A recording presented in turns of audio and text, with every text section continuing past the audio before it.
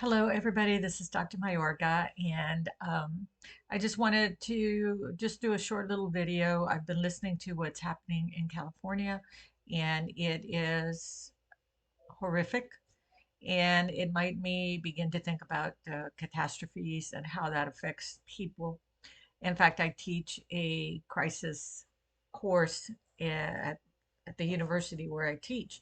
And one of my objectives is to teach counselors how to deal with a crisis and how to work with the clients who come to see them after a crisis. And a crisis can be anything from what is occurring in California, or it could be an earthquake, or it could be a hurricane, it could be a catastrophic uh, car accident.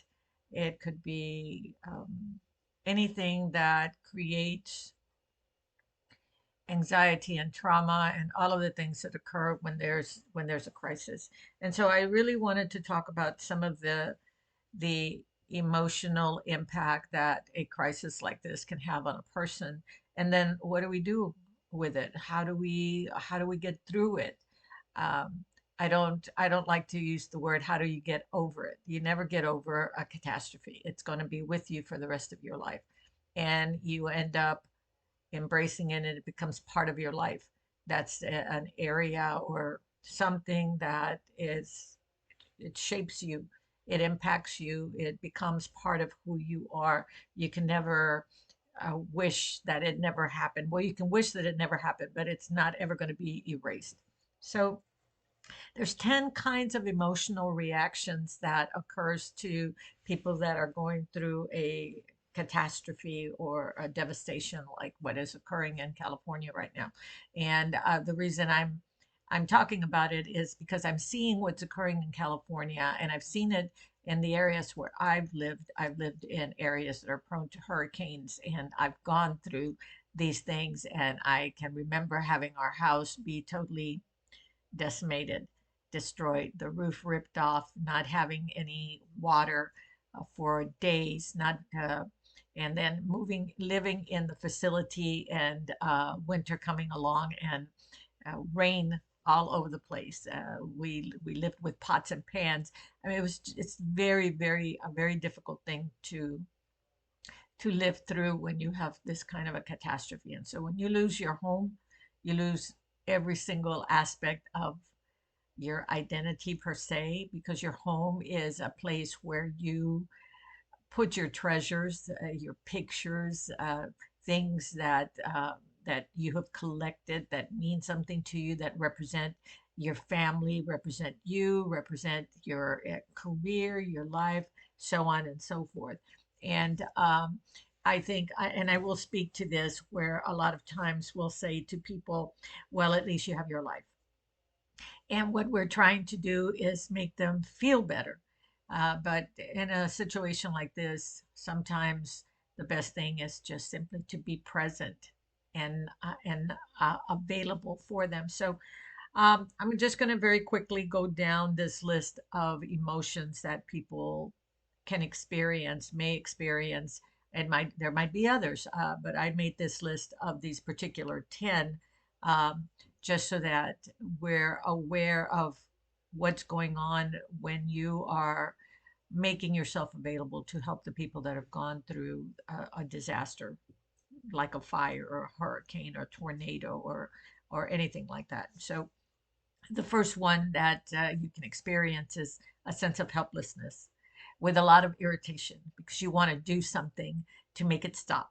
You want to go in there. I've seen some of the pictures and some of the videos that have been posted where people are still trying to use their fire hose or their water hose, to try to put out the fire, and it's just impossible. And they have to leave. They have to leave even though they've tried, they don't want to, and they have to. And so there's that sense of helplessness, hopelessness, irritability, that they can't fight the fire back. Okay? A lot of a sense of despair of what is occurring, and that there's nothing they can do. And I'm using California as an example because that's what's going on right now there, that is visible to me. There's a lot of other disasters that right now, In the north is with the snow and the ice and people without electricity. So there's a lot of different kinds of things occurring right now in the United States that could fall under this category of a disaster. But the despair of not being able to do anything. Again, it's that sense of I can't do anything to stop this. And I'm irritated, I'm angry. How come? Why not? Blah, blah, blah. And then there's also that sense of insecurity and fear. These are the emotions that can arise as time goes by, or they could be experiencing it at that moment. The fear of life, trying to get everybody that you know out in time, trying to make sure that you capture everything that you can to safety yourself. You're talking about the people that are helping you, the people down the street, the neighbors that you know. I think somebody mentioned yesterday that they were leaving and that they knew that their next door neighbor had dementia, and so they went back to see what was going on with their neighbor, and the neighbor didn't know what was going on, so they were able to get the neighbor out and to the hospital and so on and so forth. So again, that fear that somebody's going to stay behind and that they're going to lose their lives. That's very real. And then of course the trauma itself of having to watch something that you've lived in for a long time, or neighborhoods that have meant so much to you, just disintegrate and fall apart and no longer be there. And the those somebody was talking about how difficult it was to watch what was going on television, because that person could see their elementary that they went to when they were growing up, the neighborhood stores, the gas station, the car wash, all the things that they identified with because that was their area where they were growing up. A lot of anxiety. Uh, Life was full of anxiety, and we tried to deal with anxiety. But something like this, again, it's all tied in. The sense of helplessness, hopelessness, despair creates the anxiety of not being able to do anything. Anxiety comes from the unknown or the fact that we're unable to control our environment.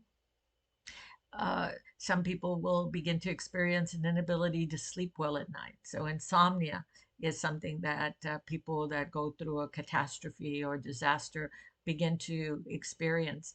I created a scenario for my counselors in the course that I was teaching, and it had to do with somebody that went through a tornado. And some of the symptoms that the potential client was experiencing was an inability to sleep.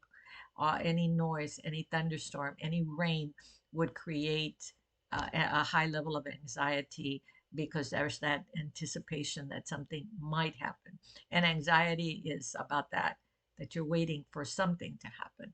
And so people that go through the catastrophe that they're going through right now, through the fires or through the snow or through the snowstorms or anything like that, it's that anticipation. I remember many, many, many years ago when I was in high school, I worked for someone that did catastrophic work. In other words, they would go and evaluate after the catastrophe and put together all the paperwork. And this was a tornado that hit, I believe it was in Lubbock, and absolutely decimated the area. And later, I was reading an article years later about a woman who, 10 years later after the tornado, she couldn't handle a thunderstorm. The minute she knew that a thunderstorm was coming, it was high anxiety. And that was from the trauma of having experienced that tornado when she lived there and where it destroyed everything. uh, Nightmares, uh, going to sleep and waking up because you're having a nightmare about what's going on or what happened. And so those are things that also occur for people that have been traumatized, by anything. Nightmares can occur for anyone that has trauma.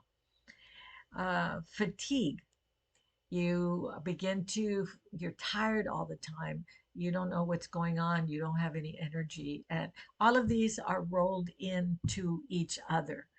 because of the catastrophe, because of the disaster, you'll begin to experience an ability to sleep well. So then there was anxiety about that. And then you're fatigued because you're not well rested. Uh, Disasters affect you psychologically, emotionally, physically, spiritually. In the spiritual sense, you wonder, why me?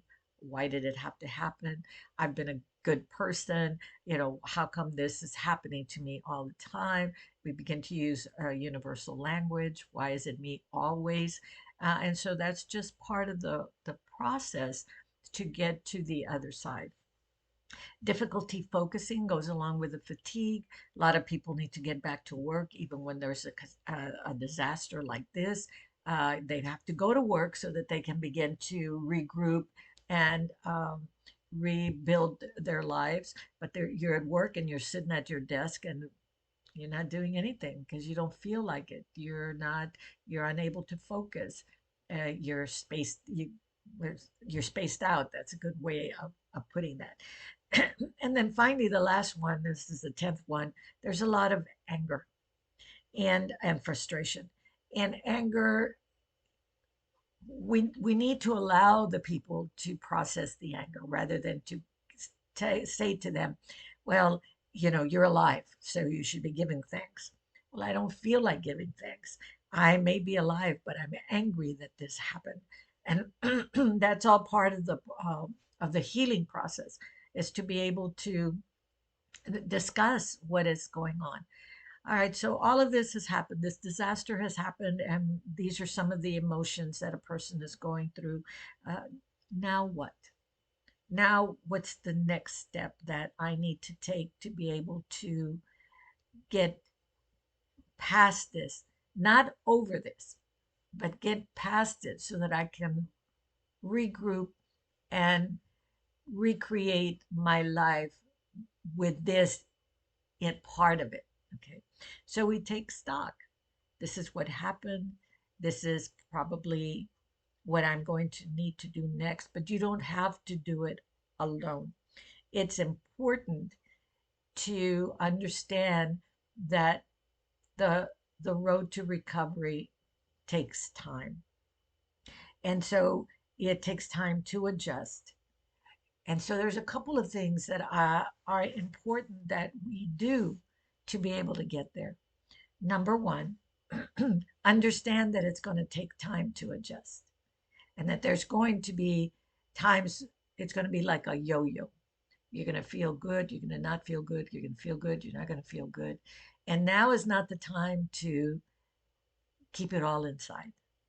You're going to need to be able to communicate to a good support system.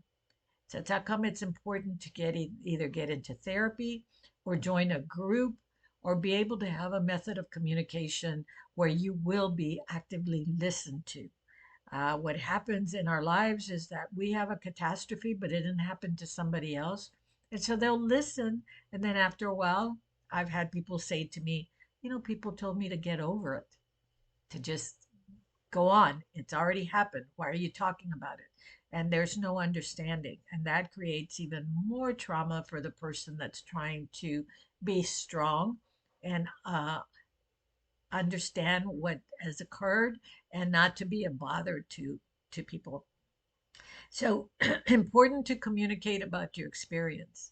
And it's important to choose who to communicate it to and to have a very good support system. And we, as support systems, we need to know how to be supportive. We need to know how to actively listen and know when to be silent and know how to uplift the person. Sometimes in our desire to uplift that person, we just do not know what to say, so we say anything, and it really creates more of a problem. I learned a long time ago that it's okay to say, what is it that you need from me? And let the person tell you what they need. I also have learned to say, I don't even know what to say about that. That lets them know that you really are understanding, and yet it's just as overwhelming for you.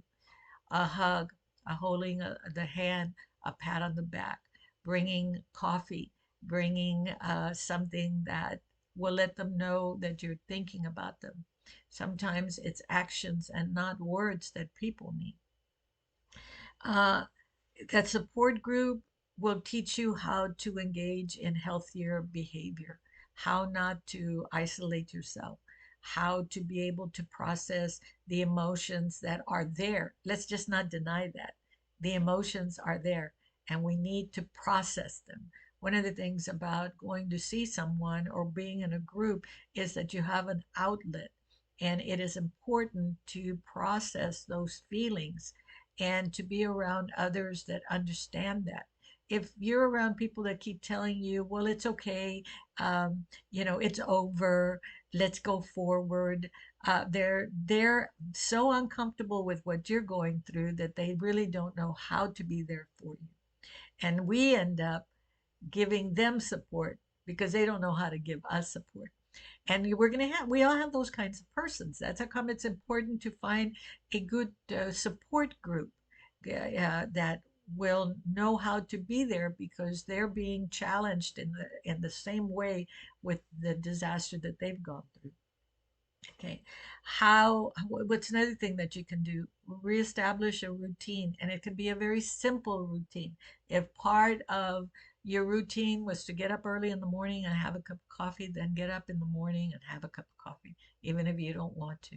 If it's to get on the treadmill or to go for a walk around the block, then reestablish a routine, a simple routine that will let you know that you're alive and that you're putting one foot in front of the other. And also about being mindful, present.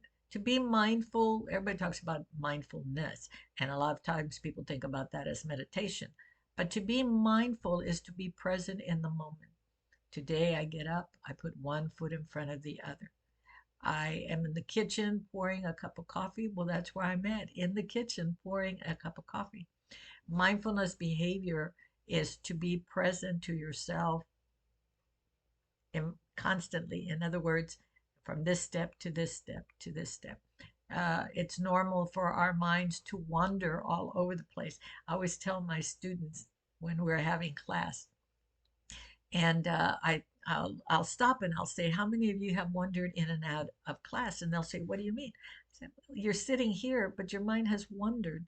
You've gone out, you're thinking about the past or the future, and you're not present.